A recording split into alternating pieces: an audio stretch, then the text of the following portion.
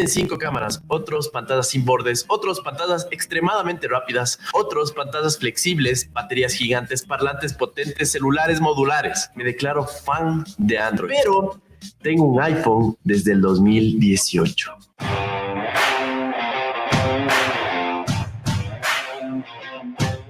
Desde que tengo uso de razón, desde que me acuerdo, he utilizado Android. Me parece un sistema operativo fantástico. Google lo ha hecho bien desde siempre. Personalización, widgets, la capacidad de tú moldear como te dé la regalada gana a tu celular. Y ni siquiera nos metamos a hablar de la especialización. Como les dije, si eres gaming, hay un celular para ti. Si eres fotógrafo, hay otro celular para ti. Si eres videógrafo, hay otro para ti. Si eres arquitecto, ingeniero, lo que sea, hay celulares especializados para ti. Inclusive, si viajas un montón, hay celulares con una batería gigante.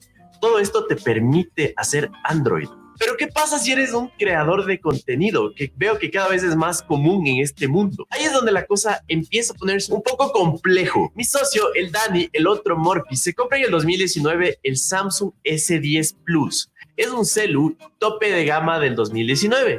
Y quedamos desde que fundamos Morphy que los dos íbamos a hacer historias en Instagram. Yo tengo un iPhone XR. El Dani, como les digo, un Samsung S10 Plus. El Carlos subió una historia. El Dani subió una historia. El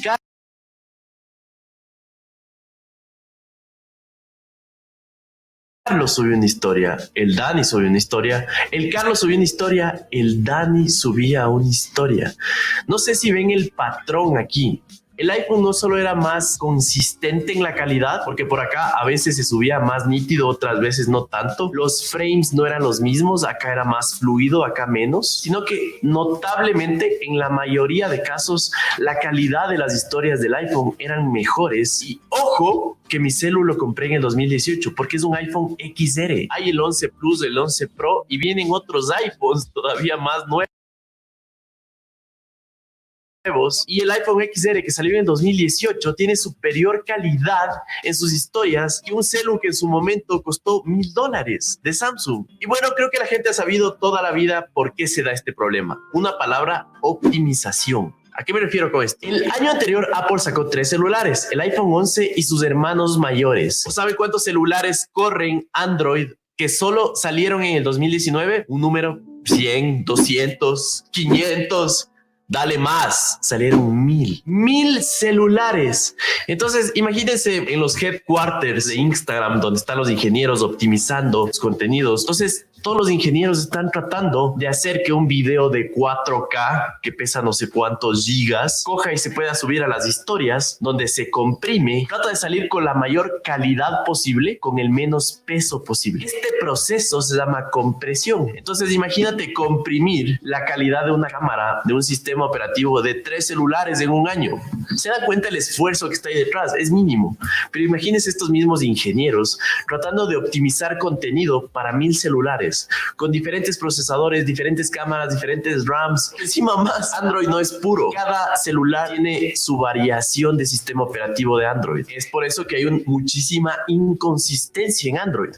Tú puedes gastar $2,000 en un celular y tu cámara puede verse increíble en tu pantalla Super AMOLED de 120 GHz y aún así puede verse como que hiciste una historia por una calculadora cuando subes a Instagram o cuando mandas un video por WhatsApp. ¿Cómo se traduce esto a todas las personas que están haciendo contenido en redes? Hablemos solo de los reviewers tech o de los canales tech, que seguramente les están siguiendo ya años. En algún video deben haber declarado que siempre tienen 2 celulares. Están con un iPhone solo para hacer contenido en ese rato. Todo lo que es lives, todo lo que es historias, tienen un iPhone. Y para hacer el review del celular que acaba de salir de Android, tienen otro celular. Entonces andan a cargar 2 cuando es súper molestoso, solo porque en el iPhone se ve mejor el contenido. Ni siquiera un Pixel creado por Google, que es el mismo creador de Android, puede optimizar bien su sistema operativo tan bien como un iPhone. Y bueno, y ustedes dirán, pero a mí no me importa historias, yo no soy creador de contenido. ¿Qué si les digo que gente que ni siquiera le pone 5 segundos o $5 extra a su decisión de compra y se compra un iPhone, yo que sé, 7, tiene audios más nítidos, el último Xiaomi, Huawei, Samsung o yo que sé, cualquier celular Android? Es verdad. La optimización de la compresión, acuérdense esto de reducir el tamaño de todo lo multimedia, audios, videos, fotos, lo que sea, es mucho mejor en múltiples plataformas en iPhone. Así que si eres creador de contenido, necesitas un iPhone. Tus $1,200, $1,500 invertidos en un Android no te garantizan que tus historias se vean igual de épicas que se ven en la pantalla. ¿Y por qué es triste esto? Porque al final del día un celular no es más que un hardware, un pedazo de hardware, de piezas que potencian un conjunto de aplicaciones por las cuales navegamos todo un día. Es eso, un celular no es nada más que un conjunto de apps. Entonces puedes tener el mejor procesador, n número de RAM, n número de megapíxeles o de apertura en tu cámara. Va a ver súper bien en los benchmarks. Se van a ver unos números, pero eso no se traduce a la utilización diaria de muchas apps. Pero regresemos a Android. Algo deben estar haciendo bien. El tema de la personalización es tan cool que cuando uno compra un celular Android es como que está comprando una extensión de su personalidad. Es como que dices, yo compro este celu porque de alguna forma me identifico tanto que el rato en que lo tengo en las manos, el rato que hago el unboxing y el rato que lo utilizo día a día, digo, este celu es para mí, está hecho para mí. Si te gusta el gaming, por ejemplo, compras un celu con una pantalla que tenga una velocidad de actualización súper rápida, una excelente batería y unos speakers que no solo sean potentes sino nítidos para tener una experiencia inmersiva. Si solo quieres sacar pinta, puedes comprarte el último Samsung Z Flip, o si eres un poquito más disruptivo, tal vez el Xiaomi Mi Mix Alpha. Si quieres tomar las mejores fotos, puedes comprarte un Huawei 40. Pero el rato en que subes una historia en estos celulares, dices, ¿qué está pasando aquí? ¿Por qué? No puede ser posible que el nuevo iPhone de gama media, el SE de $400, haga mejores historias que el Samsung S20, que tiene no sé cuántos, como 40 megapíxeles en su cámara. Y créanme cuando les digo que la mayoría, si no es el 90%, utilizan un iPhone por esta razón. Pero regresando al punto inicial, yo soy fan de Android. ¿Por qué soy fan de Android? Las notificaciones históricamente son mucho mejores, son mucho más configurables, más visuales, se entienden más claro en Android. Soy fan de las notificaciones de Android. Ni se hable de su personalización, desde los widgets, la agrupación de las apps, la búsqueda, cómo las distribuyes. Es mucho mejor, mucho mejor. Su cargador es tipo C. Desde el 2019 casi todos los celus tienen un cargador tipo C, lo cual le hace muy compatible. Y quiero que se den cuenta cuál es el enfoque de Android en general, tanto en hardware como en software, como en todo, es la personalización.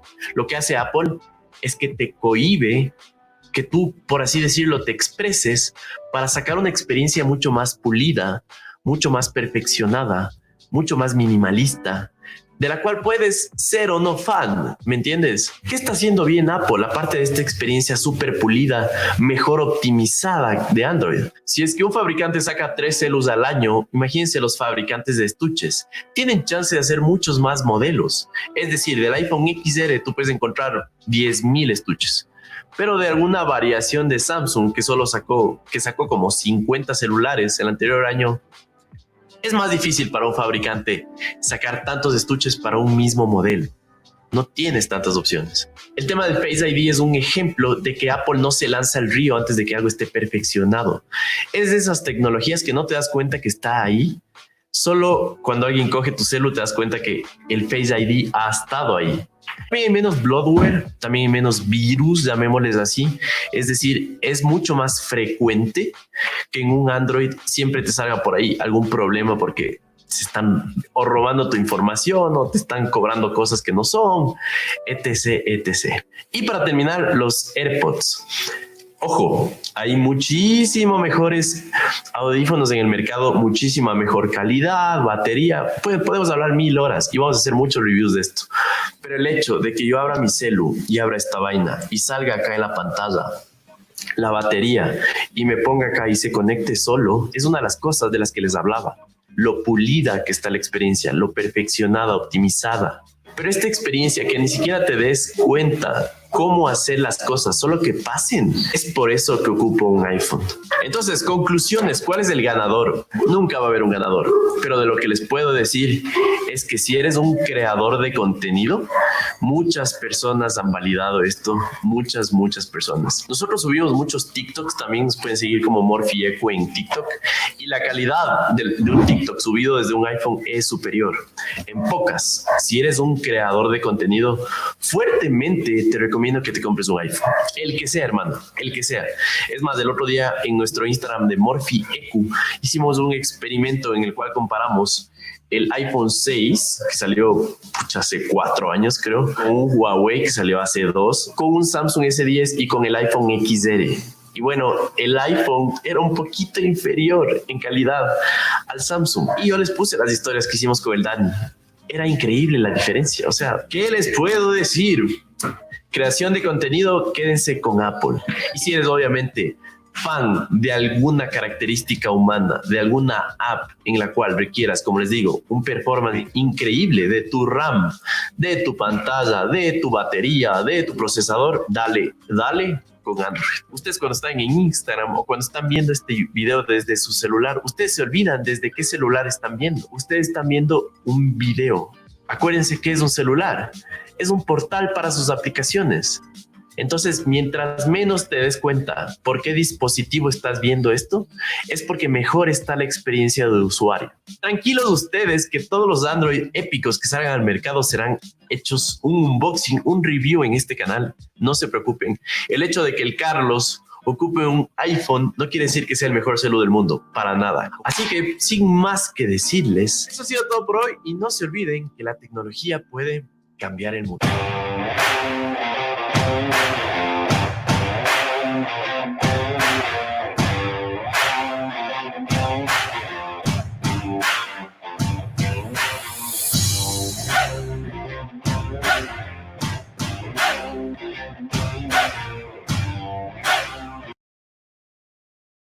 Hola gente, mi nombre es Kike y mi dispositivo tecnológico favorita es el...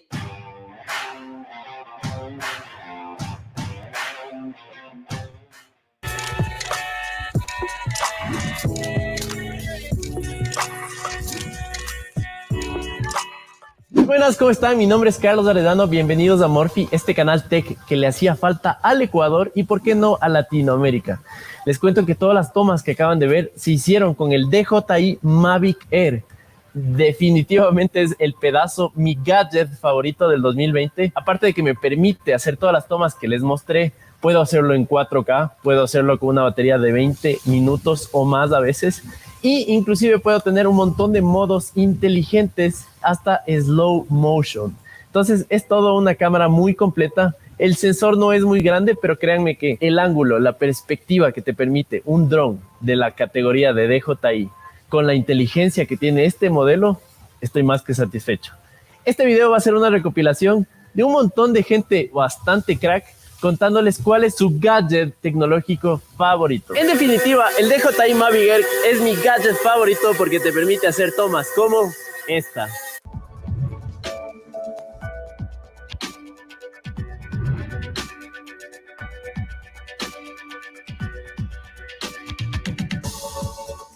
Hola, ¿qué tal? Yo soy Kike Hub, el mismísimo, el auténtico, el inigualable, incomparable y futuro animador Kike Hub, y hoy les voy a mostrar la tecnología que más me agrada, que más ocupo en mi canal.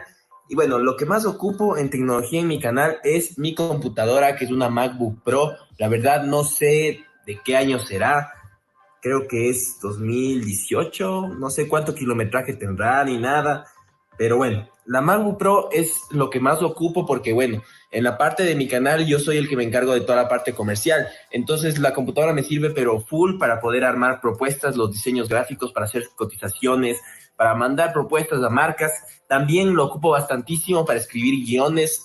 A mí no me gusta, hay personas que escriben en el celular nomás, pero yo prefiero bastante escribir en la computadora. El teclado es increíble para poder escribir rapidísimo, entonces para hacer propuestas y para hacer guiones, MacBook Pro es como que lo que más ocupo. También mi cámara, obviamente, tenemos una T7i, vamos ya a traer también mejores cámaras. Mi celular también me ayuda bastantísimo a la computadora porque para enviar archivos desde el iPhone a la MacBook. Es súper rápido por iDrop, entonces a veces tomas que yo grabo con el celular, le paso de una a la laptop. También paso todos los archivos de la cámara por la micro SD.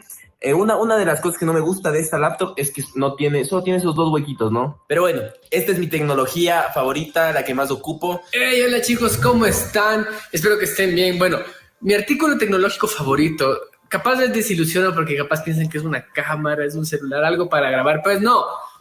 Cuando estoy detrás de cámaras, cuando no estoy siendo actor, hago muchas manualidades. Por ende, algo que me ha facilitado mucho la vida es esta Lithium Wet and Dry de Black & Decker. Es una aspiradora chiquitita, preciosa, porque entra en todos lados, aspira todo, me permite limpiar todas las pendejadas que hago y más que nada aspira líquidos. Entonces puedo, si riego algo o pasa cualquier accidente, de una prendo esto y es inalámbrica. Entonces la cargas y no se prende. Ahí está.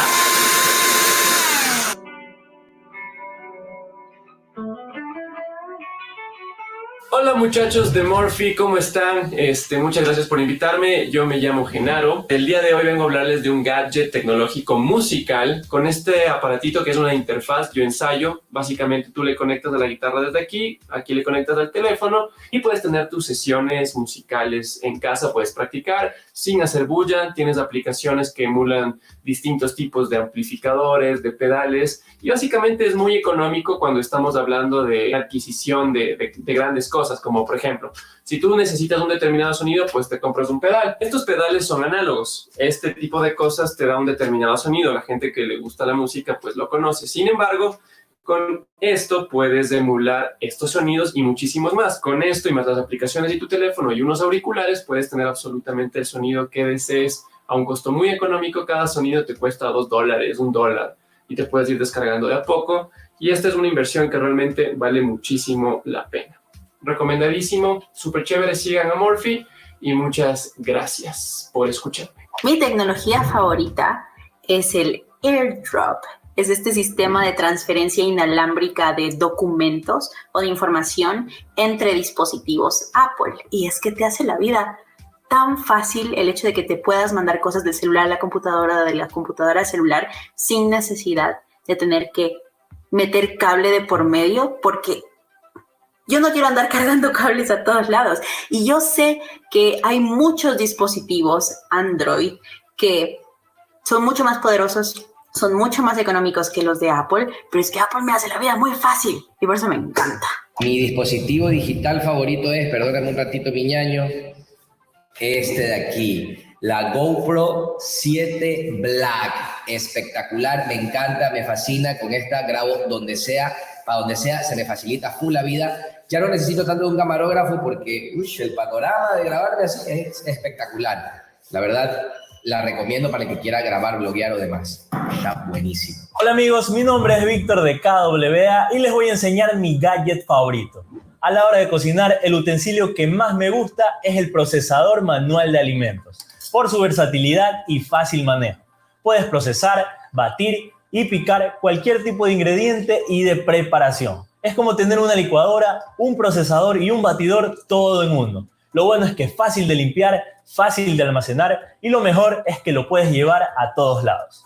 Mi gadget preferido de tecnología es esta maravilla de acá, que se llama Chromecast para las personas que no lo conocían, que básicamente es un dispositivo que convierte a muchos televisores en Smart TV. Así me gusta definirlo, pero siempre y cuando tenga una conexión HDMI, que creo que ahorita tienen todos, y es súper simple de utilizar porque lo conectan al televisor y pueden transmitir desde documentos, música, series a través de tu celular. No tienes que estar ahí con el control viendo qué serie ver, poniendo las letras y todo. Simplemente tu celular lo escribes, lo transmites y punto. Yo utilizo para escuchar música mientras estoy editando, mientras estoy haciendo cualquier trabajo. También utilizo para ver series de Netflix y cualquier video de YouTube que me enseñe algún tutorial. Pues voy, mi celular, le transmito y listo. Por eso es que es mi preferida, mi consentida. ¿Qué dicen muchachos? Soy Gabo Gabriel. A ver, mi tecnología preferida actualmente, todo lo que tenga que ver con música. Con parlantes, me encanta estar escuchando música en mi casa. Particularmente tengo este Google Home Mini, esta belleza a la que le hablas y te ayuda en muchas cosas. Además de, ok Google, Pon música. Reproduciendo música en Spotify. Te pegas un perreíto con esto y salimos. Gente, soy Logan y hoy les quiero hablar de mi gadget electrónico favorito gamer, eso sí, para todas mis transmisiones que hago jugando varios videojuegos. Pues no, tengo micrófono, tengo webcam, tengo los periféricos, los audífonos, pero yo creo que mi favorito y que ha marcado una diferencia en mi forma de jugar es este teclado mecánico, que no es igual a los otros teclados. Este es como que individual, cada tecla que tú presionas no tiene nada que ver con las otras. Por ejemplo, si tú en un teclado normal aplastas la Q, puede que haya un error tipográfico y se te marque la W. En los mecánicos es imposible. Entonces, esto se traduce que en un juego vas a marcar una tecla y va a salir la habilidad libre, limpia y perfecta. Por eso yo considero que este teclado es mi favorito y de hecho fue una transición muy interesante acostumbrarme, pues no, porque son realmente muy distintos los teclados mecánicos, así que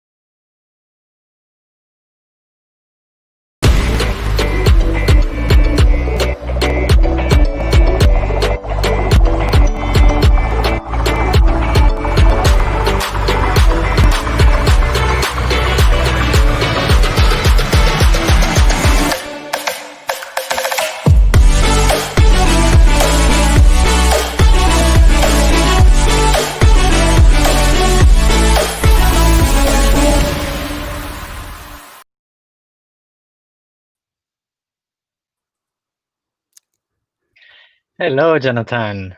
Hi there. How are you? Today? Doing good. I'm good. I'm good. It's so good to see you. Yeah, good to see you too. Yeah. All right. So, warm welcome to all the campuseros that are here now. Today is the first day of this amazing edition of Campus Party Digital Edition worldwide, 31 countries. We've had hundreds of talks already, and it seems that people are enjoying it quite a bit. It's it's very interesting, really, the change from the physical event that you know so well, and to this thing. But I think you're very used to this environment by now, right? I am now. I've been doing this for about 5 months, almost 2 or 3 times a day. So yeah, I'm getting pretty good at it. That's for sure. But I do miss being in person. I loved attending Campus Party in person, and it's such a big part of Campus Party is the networking and the togetherness, and the tents where people sleep overnight. And so I know we'll all be back together soon. This is just temporary. Yes, yeah, no, definitely, we will. But in the meantime, we can have this connection. So I won't take too long. I just wanna tell all the campuseros, and let me go a little bit in Spanish, please, Okay. because we've been pretty much all day going in Spanish. We had a couple of things in English, but for the most part in Spanish. So, chicos, chicas, tenemos ahora con nosotros, es un placer, a Jonathan Reichental. Él es un campusero, ha estado en varias ediciones de campus, ha estado con nosotros en México, ha estado en Ecuador, y es un amigo de campus. Pero más que eso, es una persona que tiene una visión tremenda de lo que está pasando y de lo que está por pasar y de lo que va a venir. Y la verdad es que él nos podría hablar de muchísimos temas. Él ha estado liderando la innovación en el corazón del planeta de la innovación, que es Palo Alto. Él ha llevado adelante esa responsabilidad y desde esa atalaya tiene una visión de 360 grados de hacia dónde vamos y cómo llegar de la mejor forma posible. Y eso es lo que queremos que nos cuente hoy. Hoy en particular queremos que nos hable de las ciudades inteligentes. Además, acaba de publicar un libro que lo tenéis ahí, podéis ver, Smart Cities for Dummies, y que os recomendamos. Y queremos que nos lo cuente, queremos que nos hable hoy de eso. So, Jonathan, I'm saying you have a 360-degree view of, of what's happening and what may happen. And we want you to share some of that with us today. So without further ado, I will, the mic is yours. Very kind, very kind. I'm so sorry. I don't speak or understand Spanish, but I picked up a few things there. I am certainly a good friend of Campus Party, and this is one of my most favorite things, favorite conferences. And so thank you for inviting me. What I'm going to do is I'm going to go ahead and share my screen so that I can hopefully get the presentation that I'd like to show today. Okay. And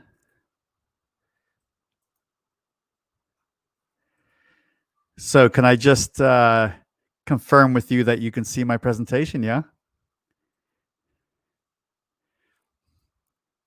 I think you're on mute. Let's go back. Now I can't. I'm going to assume you can see it, but I can't hear you. Okay, so here we go. Let's go into presentation mode. Very nice. So yeah, today I'm going to speak to you about how to build a smarter city. It's a very big topic, and it's a topic that I'm passionate about and I spend a lot of time in. Before we begin, though, I want to show you, I have written literally the book on smart cities. This is Smart Cities for Dummies, part of the Dummy series. I hope you can see it there. And I'm going to give a free copy to one of the attendees today, but you will have to wait until the end of my presentation to learn how you can get a free copy of this amazing 400-page book, okay? So stick around and we'll find out how you can win. So I only have a little bit of time with you. And so I want to be very brief, but I want to cover a lot of areas because it's such an exciting topic. And I usually like to start somewhere near the beginning, and that's with the dinosaurs. Yeah, with the dinosaurs. We go back, at least 65 million years. And at that point, dinosaurs have been on the earth for about 200 million years. Dinosaurs had roamed the earth for 200 million years.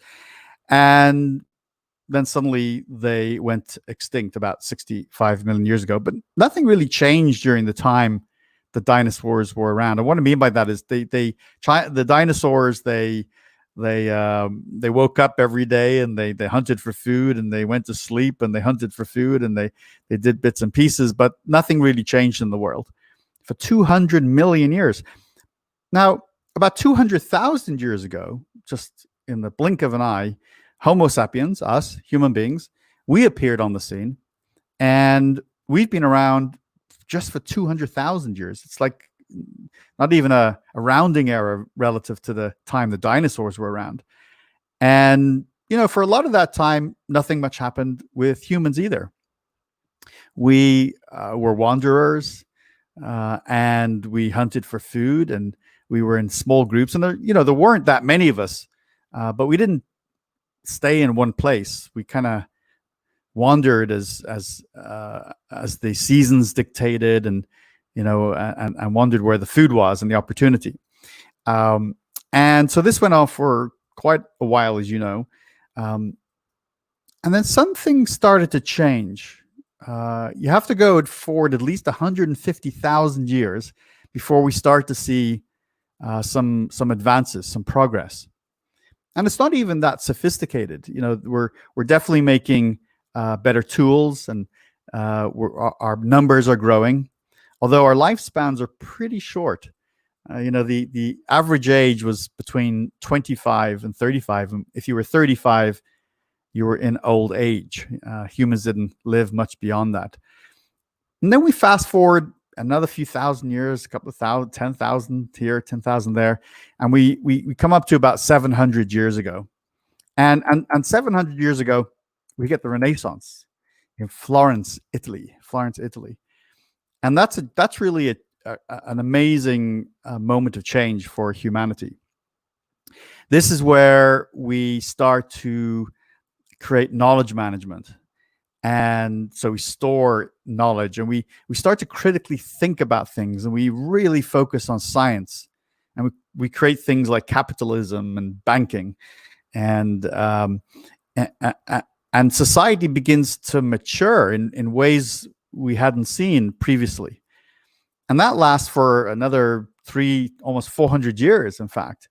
And during that time, we get a scientific revolution, and then we get, in the 1700s, an age of enlightenment, where humans are becoming much more scientifically focused. We're building more sophisticated machines and housing. We're able to move water around more easily. And then we get to about 1750. And this is the first of several industrial revolutions. We get the first industrial revolution. And what that is it starts in Britain, and it's defined by humans discovering the power of steam. That steam could power things. Up until that point, we used to sort of power things with human labor, with horses and oxen, and windmills, and and water. But steam then was game changing, because you could then move the equivalent of today of motors, and you could propel things and build machines. And we had the emergence of the railway. And then we could begin to produce products in volume. So we had the very beginning of mass production. And so we had to have things called factories. We take them for granted today, but factories emerged to produce goods using machines that were powered by steam. Time goes by, and we head into the 1800s, and we have a second industrial revolution. And that second industrial revolution is powered by electricity, the emergence of electricity. Can you imagine a world without electricity? It's hard to imagine. None of this would exist without electricity. I couldn't be talking to you. Everything that is happening right now is being powered by electrons flowing through wires. And so then machines became more sophisticated, and the factories got bigger, and we produced more goods, and people moved from the countryside to the factories. And those urban areas started to grow, and cities started to grow. And then something happened in about 1958, almost 100 years later. You can see that these industrial revolutions happen almost every 100 years. 1958, this satellite was launched from what was then the Union of Soviet Socialist Republics, the USSR, America's rival, the USSR. As you know, in the 1990s, it disintegrated into individual states, and Russia and the Russian Federation is all that's left of the USSR. But at the time, America, the United States, and USSR were at war. It was a Cold War. And Russia was pretty good at making rockets. They were good at this stuff. They were way ahead of everyone else, way ahead of the United States. And they got a satellite into space, and that satellite passed over the United States one evening in 1958. And that moment changed the world forever. The United States was not happy. The president at the time was not happy that we could have Russians peering into our backyards and into our factories and into our railways and our rivers and our homes. And we had to do something. So there was a rush. There was this great big rush for science to happen in the United States. And money flowed from the federal government to universities and research centers. And a lot of it, by the way, flowed into the West Coast of the United States, where I am sitting right now. And from that, Silicon Valley was born, because the technology required for getting rockets into space and the satellites and the weapons to potentially fight a war with the Soviet Union, all required very sophisticated technology. And the breakthrough was the transistor, the switch. And we put millions of these little switches today onto silicon, which became microchips. And that's how you get Silicon Valley. And so we had the third industrial revolution starting in 1958, and it was electronics and microchips and computers. And from there we got mainframes and mini computers. And then we had PCs, and then we had the internet, and then smartphones. These revolutions have changed the world. And we get to the 21st century now, and 2020. And we are the product of these massive transformations, these great big industrial revolutions.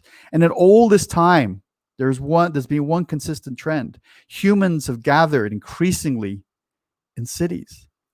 The cities have grown and grown. In China alone today, there are over 100 cities with over 1 million people. In the world, there's about 25 megacities.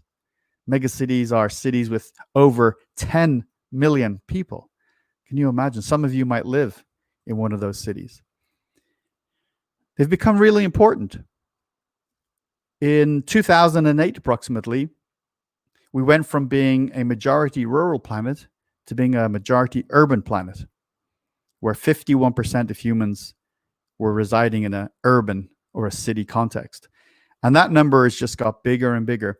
About 3 million people move into cities every single week, and they still do. And they'll do that for many, many decades to come.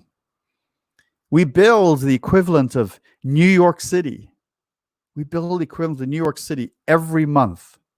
Can you imagine that somewhere in the world? And we'll do that for the next 40 years. Our cities are the greatest generators of gross domestic product. So all the power now, all the economic power is in the world's cities. And of course, the thing we're all very passionate about and is existential is climate change. Climate change is, much of it is caused by cities, and it will be solved by cities.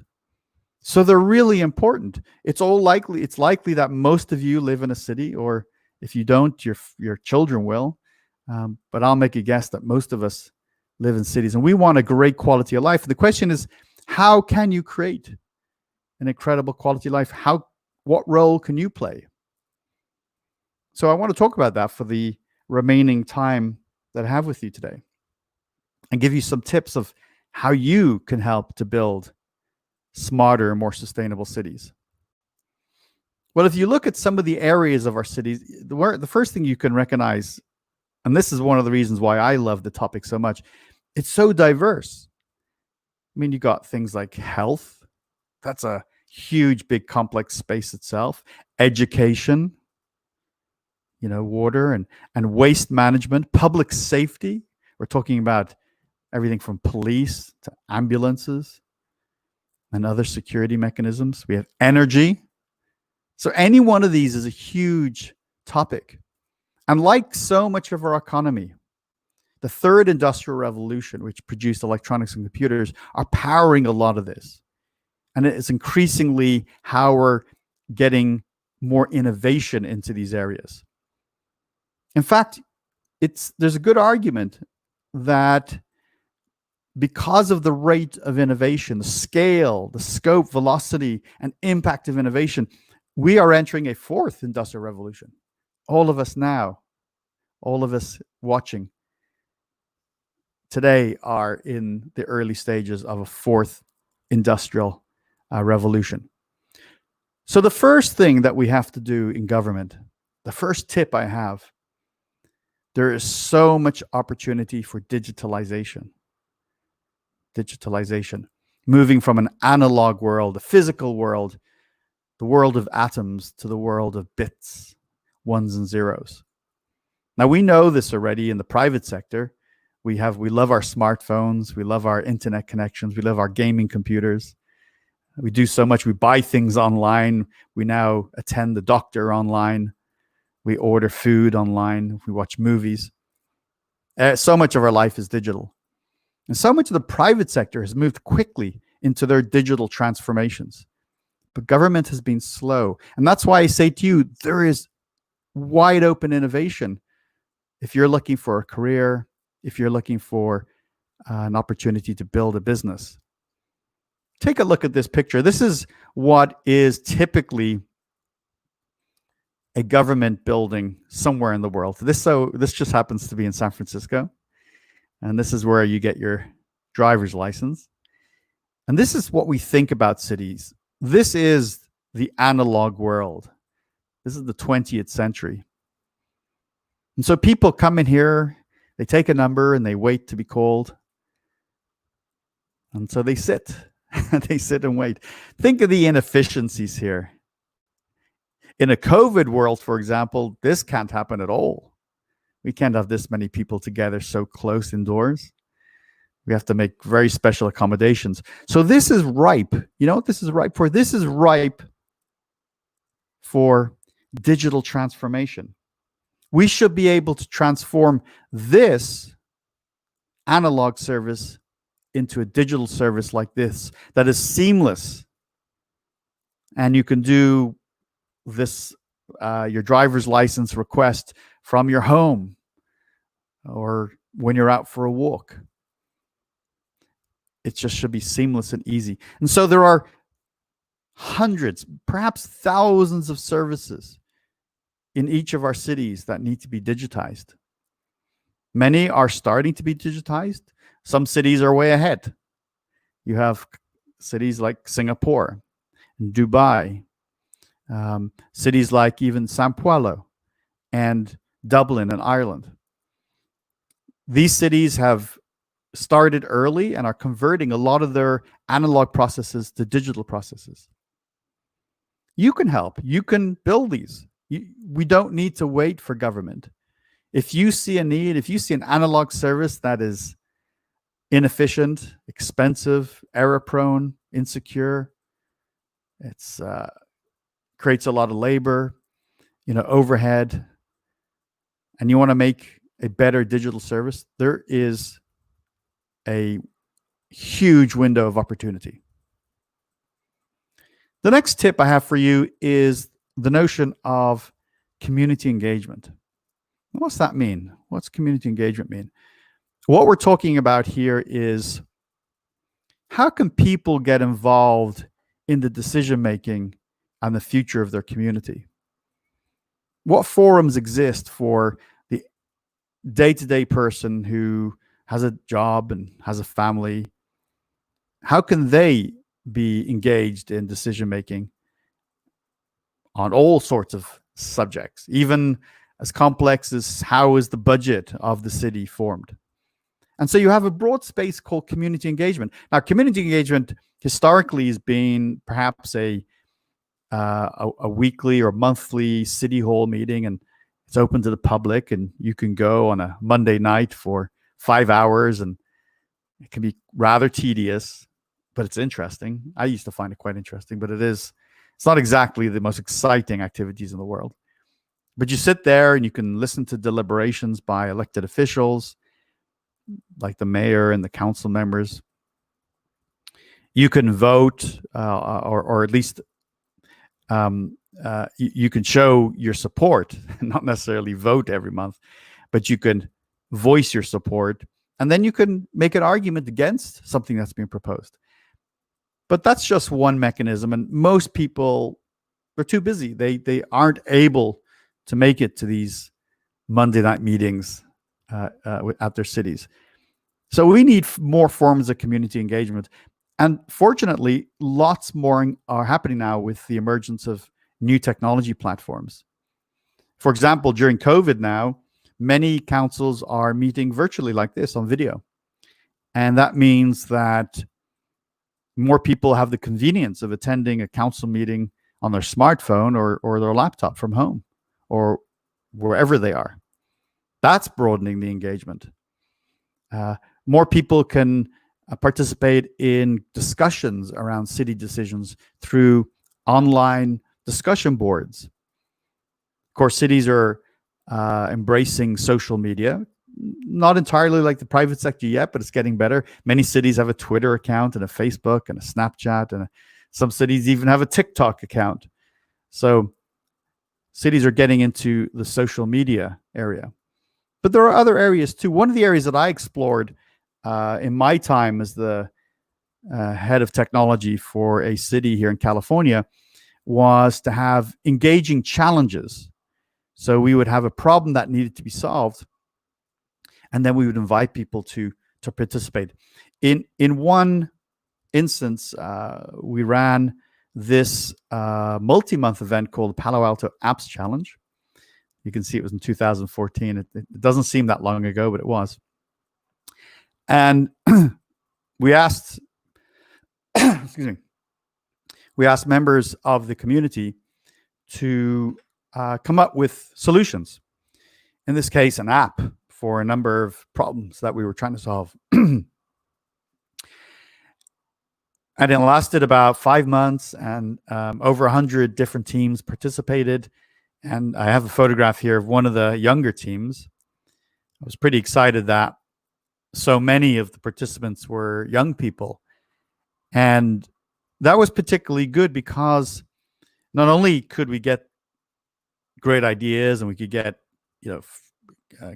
young people who could program computers and program apps, but it gave them a voice. It gave them a way to be part of solving problems rather than being excluded from the adult debate, right? And so we went from 100 teams to 10 teams, and then we had 3 winners. And one of the winners, in fact, built a business, and that business still exists to today, created jobs and economic activity. So you can have challenges and you can have hackathons. The other way, finally, is ask. Go to your city hall and ask what problems there are. You'll be amazed how receptive most cities are to that question, and the fact that you might want to help. So I encourage you also, if you don't have other entry points among the suggestions I made today, that you just send an email or tweet your government officials, or go to their website, or just go in person. And you say, what problem are you trying to solve? I can help. And that way you get to have a voice. You get to solve the problem of your community and make your community a little bit smarter, perhaps. It feels good, but it also can help you build a business. Now, the third area I want to talk about is the use of data. Now, I came from the private sector, as I said to you earlier, before I went into government work. And the private sector had already acknowledged the huge value of data for understanding the marketplace, for targeting customers, for building products, for data-driven decision-making. It was pretty advanced. And now today, the use of data in the private sector, use of big data, is powering all sorts of innovation and competitive edge for many, many businesses. When I entered the public sector, when I entered government, I didn't find that industry had recognized the power of data yet. And what's interesting about that is city life is always about constraints. It's always about too little time, too little money, too many projects, not enough talent, always limitations. But the one thing I recognized quickly was that government had a lot of data. Data was abundant.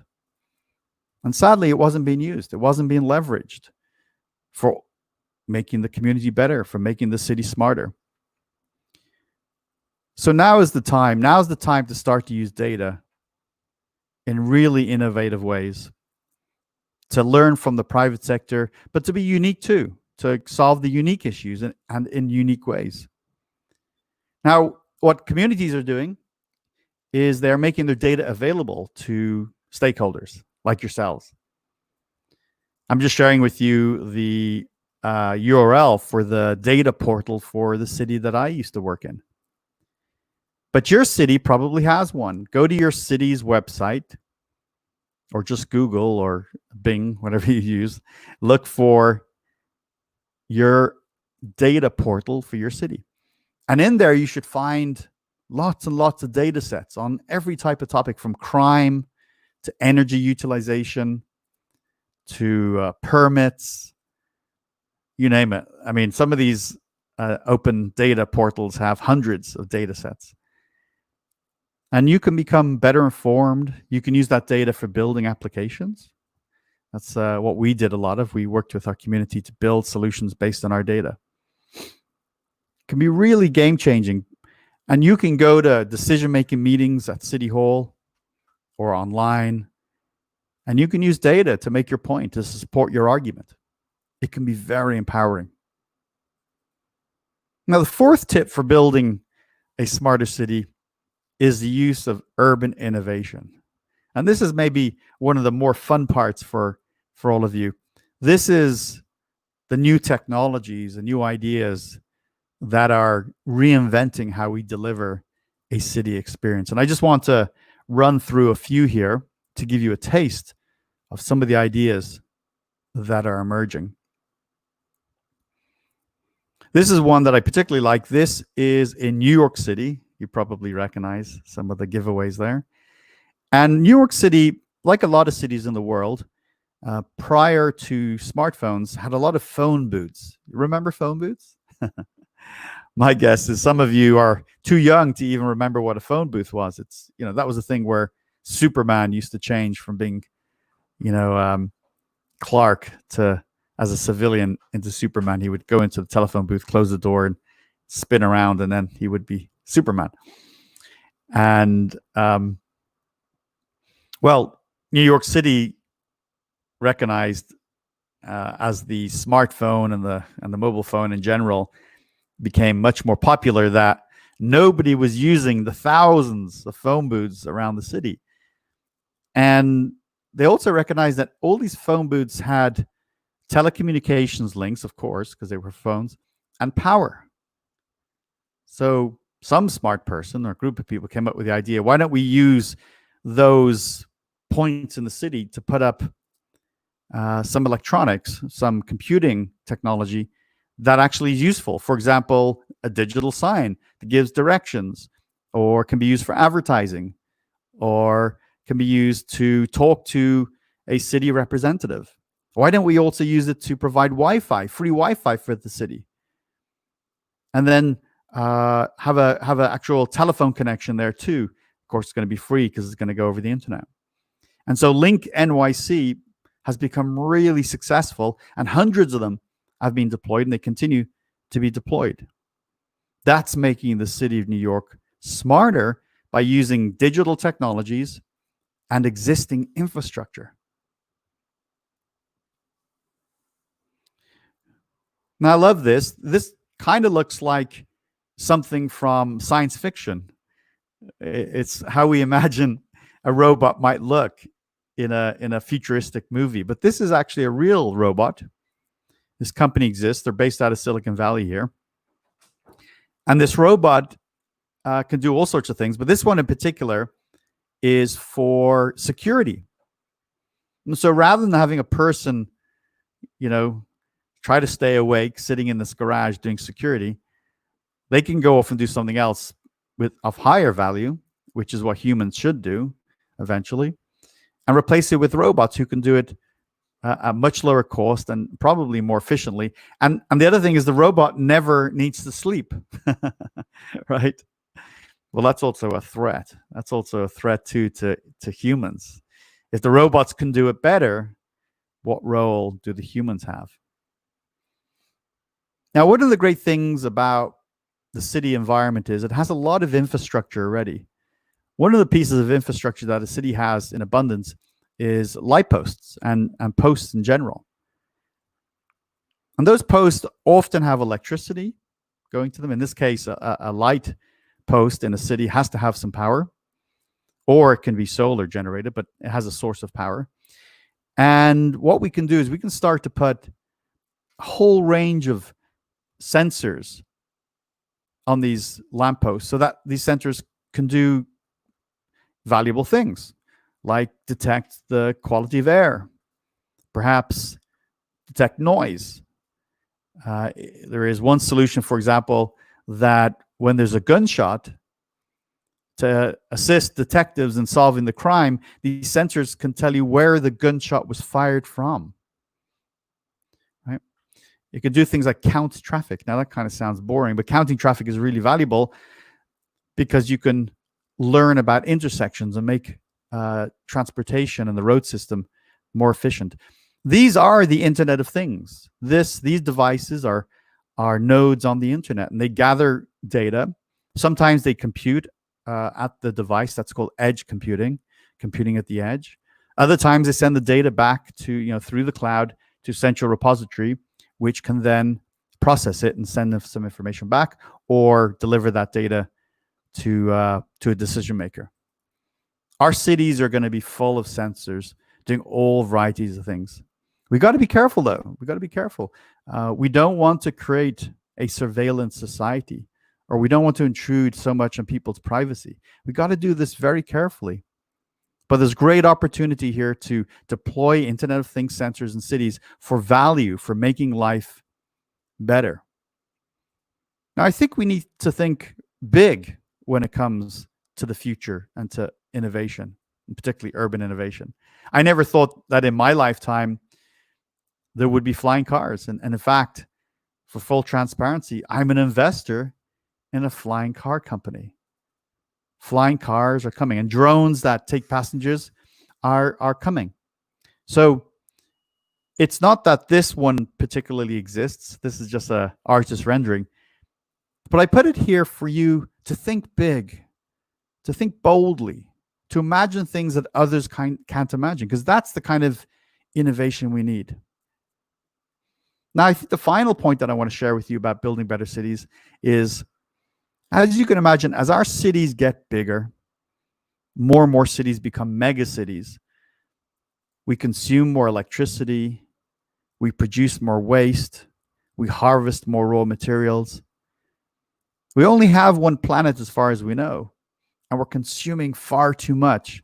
We need a sustainable planet, one where we can hand down to the next generation a planet that is plentiful, and they can do the same so that humans can prosper and have a great quality of life as long as humans are part of the earth. How might we do that? Well, we're in the middle of an energy transformation. That's one area. With more people, we consume more power. We have more televisions and more laptop computers and more video conferences. So we need more power. Well, we can't keep digging from the earth and, trying to harvest coal and oil from the ground. We're destroying the earth by doing that. Not only are we destroying the very land that the coal is extracted from, the oil is extracted, but when we burn that, we create high volumes of carbon. And that carbon then heats up the atmosphere, and it gets caught between the earth and the outer layers of the atmosphere, and a greenhouse effect happens, and it heats things up and it melts the ice, and that causes the water to rise, and we have all the makings of a very severe climate crisis that could be an existential threat in the decades ahead. So we really have to think about our energy use, and the good news is we see an awful lot of alternatives starting to emerge. We're still in the early days of this. We don't have a good solution immediately. But if we combine things like solar and hydro and wind and nuclear, maybe augment it with a little bit of carbon energy, we may have an abundant, clean form of energy. Now, solar is doing well. Solar is getting cheaper per unit of power and getting more popular. It's being deployed in communities all over the world. This particular picture is from Germany, and this town is entirely driven by solar panels, as you can see. There are days in Costa Rica, for example, when all of the energy is produced in non-carbon ways. But that's only days. We haven't had months or years yet, but we're getting close. We have some innovation to go. And you can see here how since the 1970s to close to current day, how the price of a unit of solar power has just completely dropped 250 times. It's now the lowest cost of power, of any type of power ever created. So we really need to think differently about the future. And combining two domains here, new transportation, in this case, autonomous vehicles, cars that drive themselves, with solar. Now, what you might have here, this is an actual car called Lightyear 1. It's produced in the Netherlands.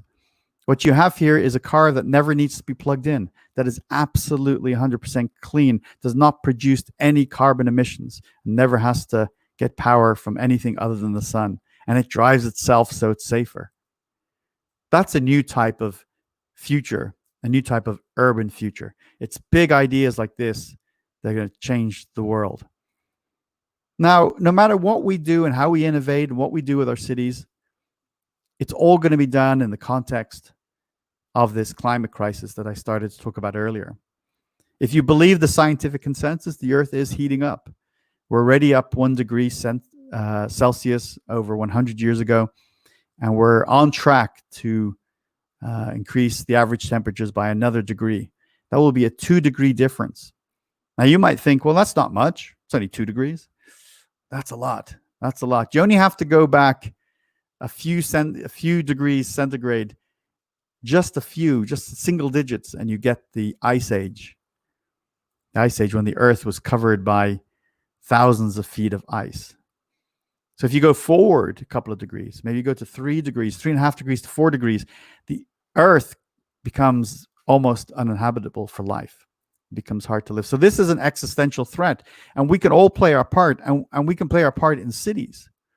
Because if we don't, this is sort of the product of our decisions. And you, as you start your careers and you work in businesses, you can make different choices about what you do, the products you use, what companies you do business with, where you place your companies, the type of ways you deal with waste and energy. All of these things will make a difference. If we do more of it, we do it together, we can build better cities and repair the environment and create a more smarter, sustainable future. Now, I just want to wrap things up real quick.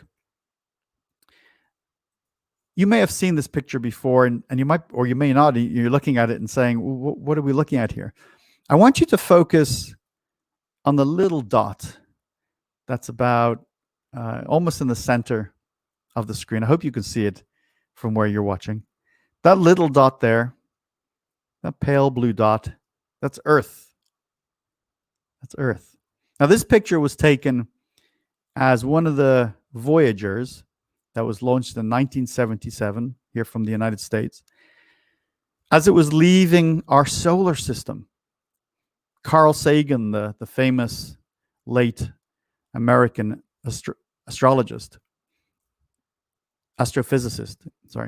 he asked NASA to turn Voyager around and take one last picture of the Earth as Voyager left the solar system. And of course, because it was Carl Sagan, they said, yes, we'll do that. They took a picture, and then the picture was sent back to Earth, and then Voyager went on its way. Voyager now, today, many years later is actually both of the Voyagers, Voyager 1 and Voyager 2, are way out in the great interstellar universe. But we have this picture. It's the only picture we have from a couple of billion miles away from the Earth. And when Carl Sagan saw this picture, he said the way he thought about who we are as humans completely changed. And he wrote an essay. He wrote an essay called Pale Blue Dot. And I encourage you to take a look at that essay. It's not very long, but it's one of the most beautiful pieces ever written. And I'm going to just paraphrase a couple of sentences from it. So these are not the actual sentences, but this is paraphrasing. He says, "This is our home. This is the only home we have. Every argument, every joke, every human who's ever lived is on that pale blue dot. There's no one coming and there's no one around. We are alone, deadly alone in a vast, dark, silent universe. This is all we have. We're together in this." And so I share this with you because we can sometimes get caught up in the little things, and we can get caught up in what our differences are. But the reality is we're pretty much together on spaceship Earth. There's nowhere else to go. When you have one of these things, we really need to make a difference with our lives, do important work, try to be nice to each other and kind, and build better communities so we can have a better quality of life. Now, I promised you at the very end of my talk today that I would have a little competition for you so you could get a free copy of this. I will sign it and mail someone a copy. And this is how you can win. Now, you can get the book from smartcitybook.com. It's available now. It's 400 pages of amazing insights on everything I've spoken about today and more. And so this is how you can get a free copy from me. If you tweet exactly this, I'd like you to tweet, "Let's build a better world together," followed by www.smartcitybook.com, and then the hashtag Smart Cities for Dummies. So take a screen print of that or write it down. And if you tweet that, I will review all these tweets and I will randomly choose a winner, and I'll get in contact with you and I will send you a signed copy of my book for free that you can enjoy. And if I'm feeling generous, I might even send two. So I would encourage you to do that. With that, I'm just really grateful to have spent time with you today. It's been a real pleasure. I am going to now conclude and ask my host to come back on, and perhaps we'll entertain some questions. Thank you very much.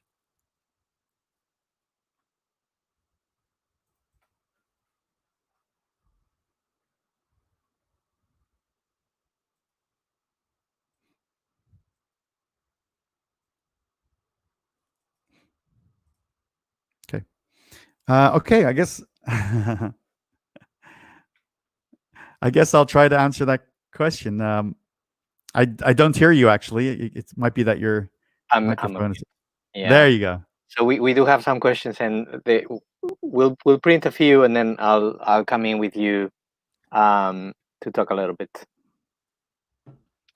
Certainly. So this question I see on the screen is, why is it that the television series is constantly being noticed in the future? Technology piracy is a constant message. What is your opinion? I think I understand the question.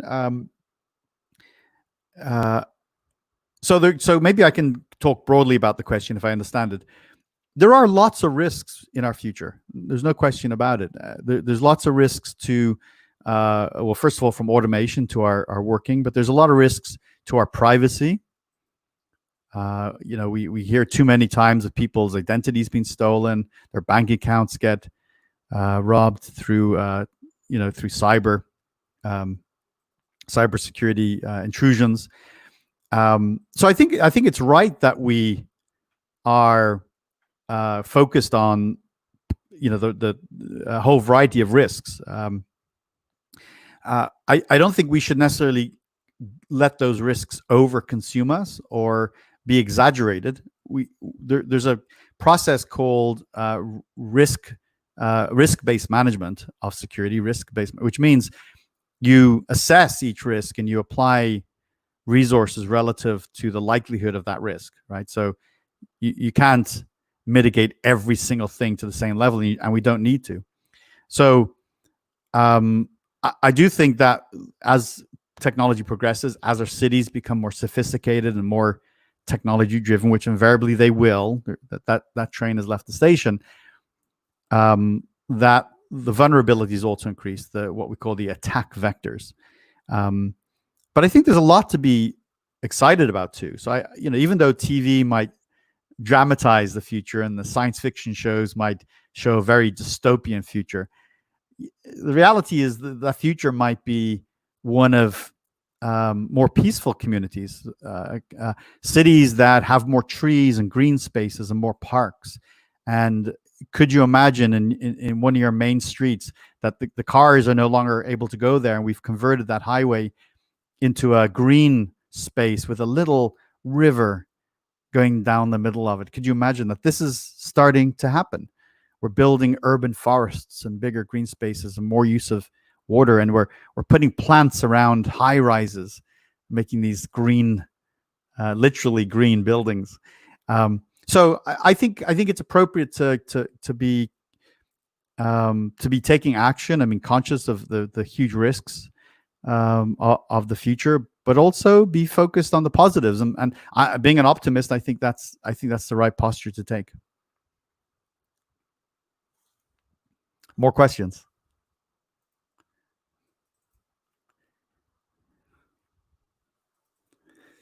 Okay.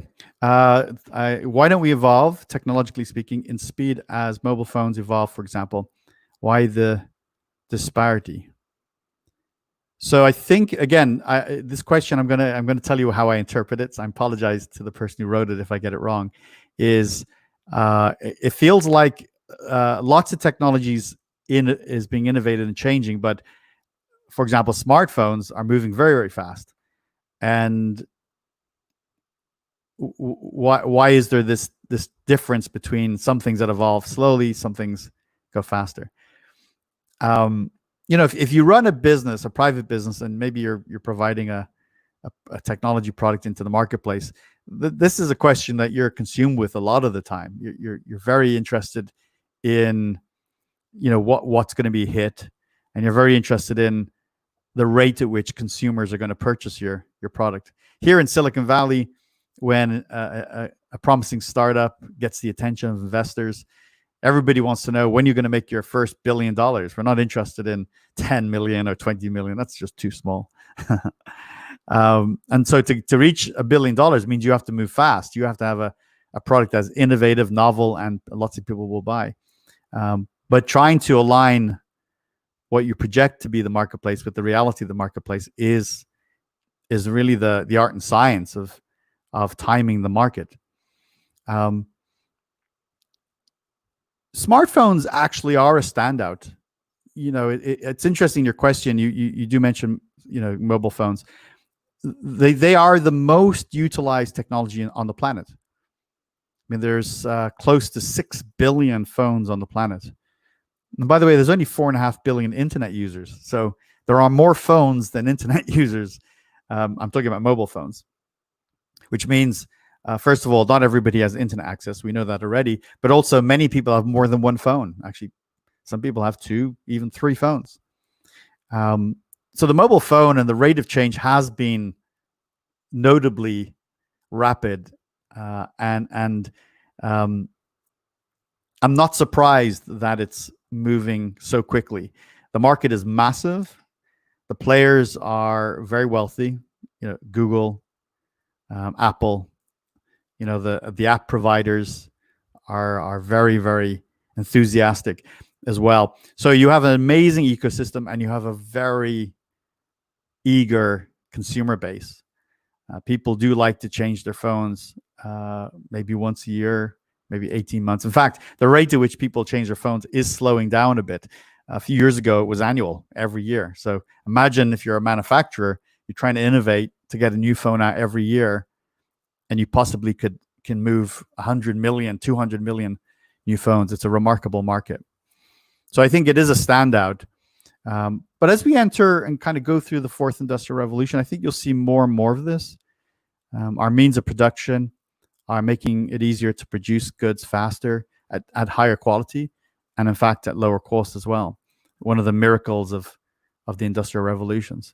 So we will see more rapid change. Finally, my final point in this, not everything can move fast and get replaced often, because there's an exhaustion that can be experienced by consumers.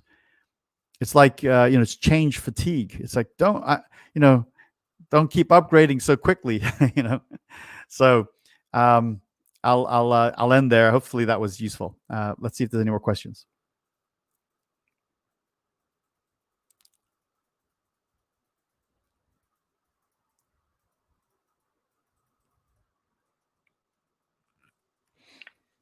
So I do, Jonathan, I do have a lot of questions. I don't know if we have that much time. We'll let them tell us, but so I have to pick and choose choose carefully my questions.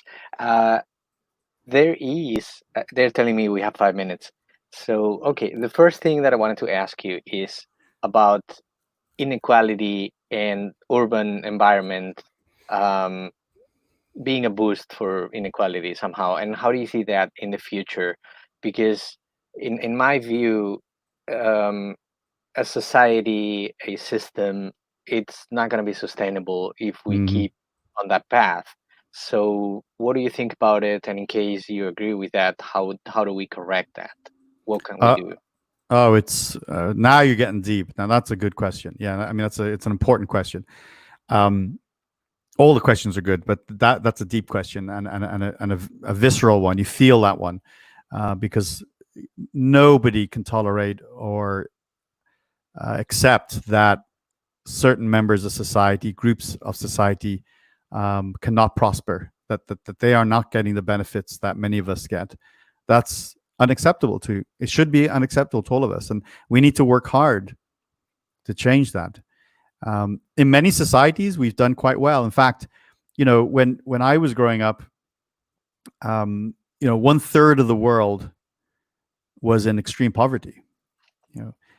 Today that number has dropped considerably. We're a planet of almost 8 billion humans, and we're down to about 800 million approximately that are still in extreme poverty. Now, that's a very high number, but we went from being 30% to 10% over the course of about 40 years. So the trajectory is in the right direction. We are gradually eliminating extreme poverty. We still have poverty, and then we need to figure out together how we lift more and more people into a better quality of life. That's a key topic in our cities. There are many different kind of lenses that by which we can view it, but I'll choose one, which is basically inclusion. We talk about, who's included in the benefits and the merits of cities versus those that are excluded. For example, are disabled people with physical handicaps, are they excluded from entering certain buildings or doing the things that people who don't have physical limitations can do? Can they use digital technology if a person's blind, or can they watch a video if they can't hear? And so we need to make sure that our digital tools are inclusive as well for all ranges of people. But I think your question ultimately, and I know we don't have, I have to be brief, is about, very often I think about the income equality, right? You have people who are forced to live on the street, or just they live in poor conditions, while a whole range of people have abundant wealth. We have to have an ongoing conversation. And in fact, in the United States right now, as you probably see on television and in newspapers, we have some energy. We have this activity of people who've been oppressed far too long, saying enough is enough. We want more quality. We want to be part of the prosperity. We want to have rights like everyone else.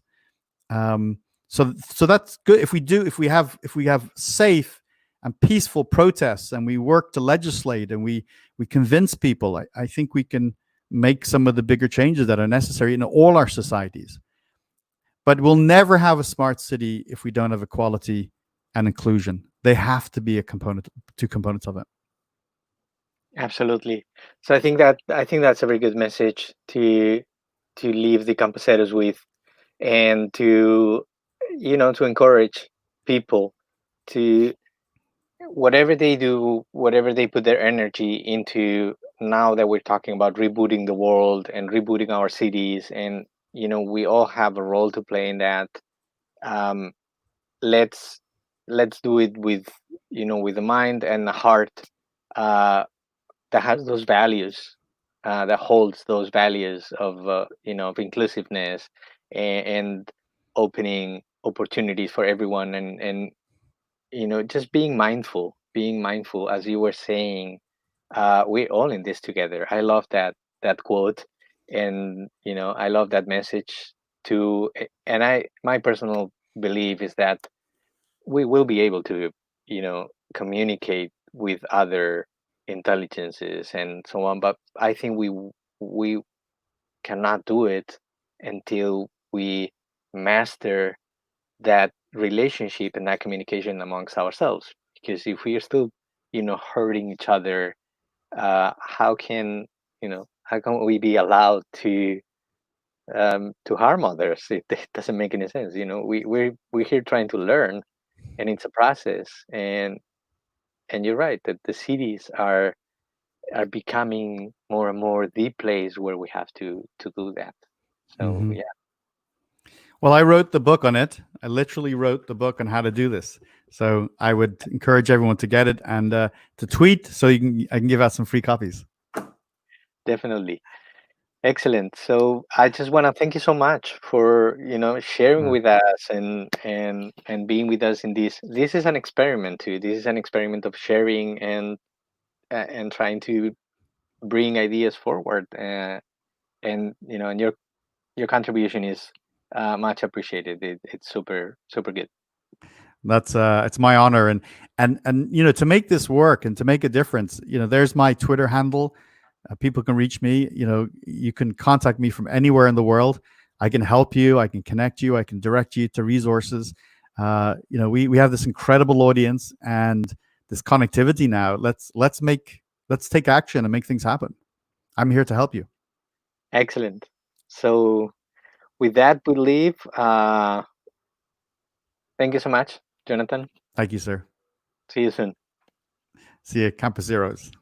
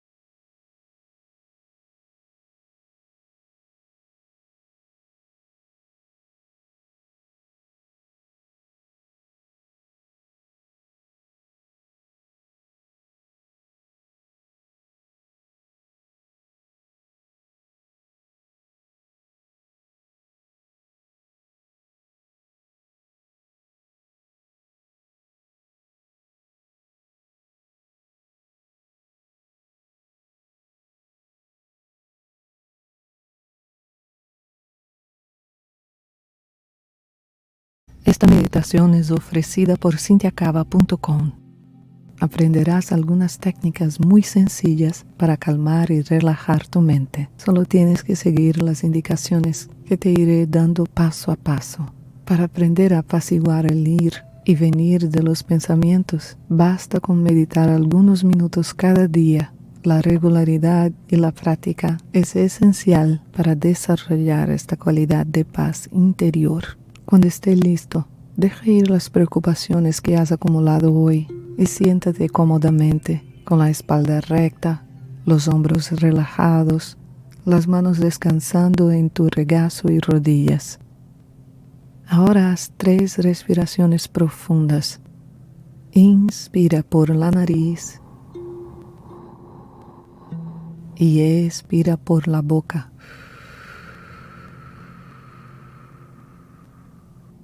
Otra vez, inspira por la nariz y expira por la boca. Última vez, inspira por la nariz y expira por la boca. Esto ayudará a relajarte. Y ahora puedes cerrar suavemente los ojos. Intenta dejar fluir la respiración en su estado natural. Puedes conectar con la respiración, con la agradable sensación del movimiento del aire entrando y saliendo, observando cada respiración con mucha atención, sin hacer ningún esfuerzo, permitiendo la respiración hacer su curso natural, adaptarse a su ritmo natural. Al mismo tiempo, observa si hay algún sentimiento que predomina, ya sea tristeza, paz, nostalgia, aceleración, sea lo que sea. Obsérvalo sin intentar cambiarlo. Acéptalo tal y como es. Ahora vuelve la atención a la respiración. Poco a poco observa con curiosidad cómo es tu respiración natural, sin forzar. Tal vez es larga y profunda, o corta y superficial. Siempre está aquí, pero casi nunca nos fijamos en ella. Observa atentamente. ¿Cómo es tu respiración en este momento? Ahora puedes volver tu atención de nuevo a la sensación del contacto con el cuerpo, a los sonidos de tu alrededor. Fíjate cómo se siente tu cuerpo después de haber practicado este ejercicio. Recuerda que la meditación no trata de eliminar los pensamientos, sino que nos ayuda a entender mejor cómo funcionan y nos permite convivir con ellos más saludablemente. Ahora empieza a sentir el movimiento de la respiración en tu cuerpo. Observa con curiosidad en qué parte del cuerpo la sientes mejor. Tal vez en la nariz, en el vientre o tal vez en el pecho. Y cuando venga un pensamiento, obsérvalo como si fuera una nube en el cielo. Un pensamiento que viene, un pensamiento que va. Permite que exista, que se acerque. Recuerda que en este ejercicio no importa cuántas nubes haya en el cielo, de qué tamaño son o de qué color son. Lo que nos interesa es ver cómo nos relacionamos con las nubes, cómo nos relacionamos con los pensamientos. Me llamo Cynthia Cava, gracias por meditar conmigo.